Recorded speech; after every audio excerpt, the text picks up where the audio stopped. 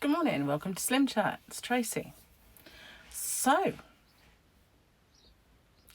you know what I was talking about the other day? It's happened. Thank the Lord it's happened. The eagle has landed. Yeah. So, goodness gracious, took a while, but yeah. Phew, probably weigh a lot less now. Well, maybe not now. Maybe tomorrow I'll weigh myself. We'll see. So, sorry about that, but I had to tell you. I didn't really, did I? Never mind. So yes, good morning. My partner Gary out there is doing some DIY, so he's not been noisy up until now.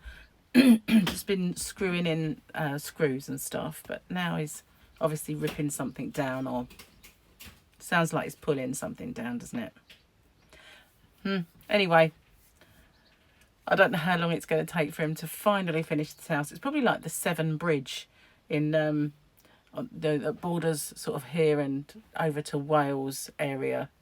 You know, by the time they stop painting it, it's time to start the other end again because it's so big. Not this house is so big, but it is a task. Well, I've got my jab tomorrow. I know I didn't have it tomorrow, but I got these messages and they didn't sort of take any chances either. They sent texts, they sent emails saying you're in an at-risk group, book it sooner. So we did, and it's tomorrow. Whoa. So that might mean that my SlimChat might be a bit delayed tomorrow. It might not. It just depends. I'm going to have to try and work something out because it's early. So I'll either have to do them later or earlier, sort of depending. If I get, otherwise it might just, not happen.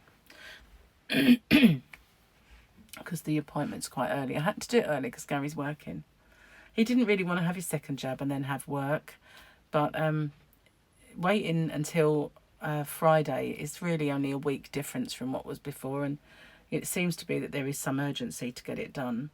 Plus, I thought, as well, it will give me a good few weeks to get over it before I have to have my ENT appointment, just in case there were any side effects for me. I didn't really want them to be masking what my actual problem is. So yesterday, I made roasty vegetables. Oh, it was quite nice, actually.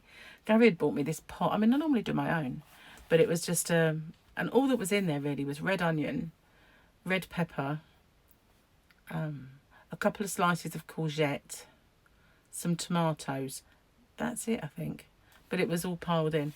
So normally when I do it, I put in baby corn, bit of courgettes, bit of, zucchini if you're across the pond, and aubergine, which is an eggplant, things like that.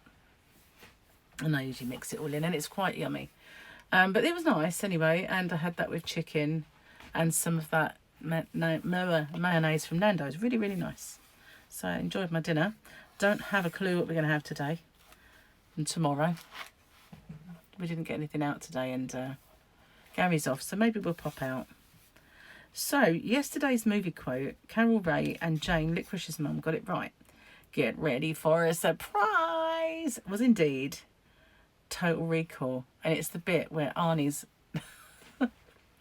sort of disguised as that middle-aged woman going through customs, and they put them through the scanner, the x-ray, and it goes wah, wah, wah, and the head comes off, turns into a bomb and explodes.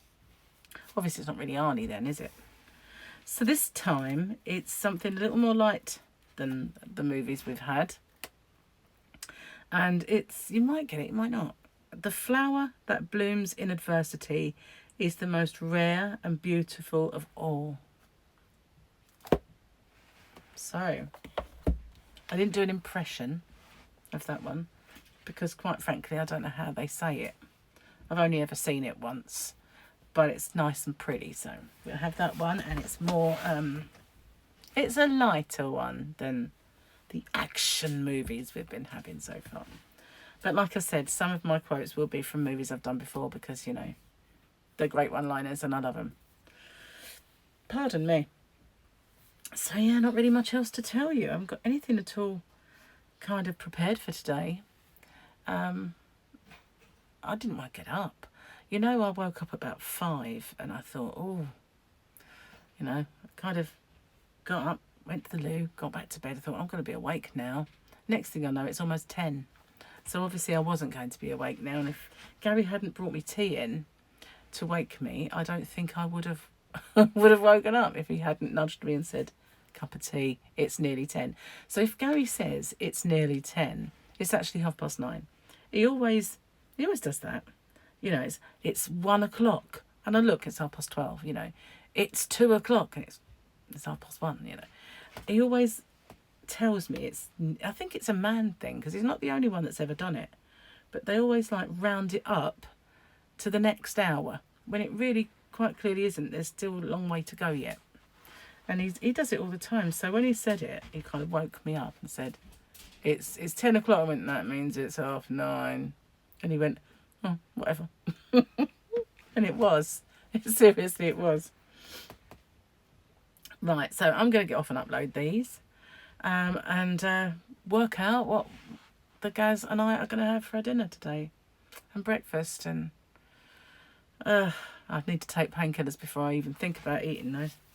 It's really bad if I try and eat without.